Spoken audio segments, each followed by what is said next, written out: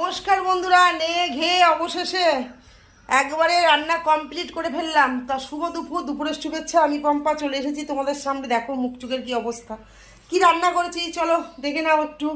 হাঁড়িতে এক হাঁড়ি গরম গরম ভাত, দেখো ভর্তি রয়েছে গরম গরম ভাত, ঠিক আছে। এই যে পুঁই ডাঁটার চচ্চড়ি করেছি, মাছের মাথা দিয়ে পুঁই চচ্চড়ি করেছি। আর এই যে এখানে রয়েছে মাছ আলু পটল দিয়ে।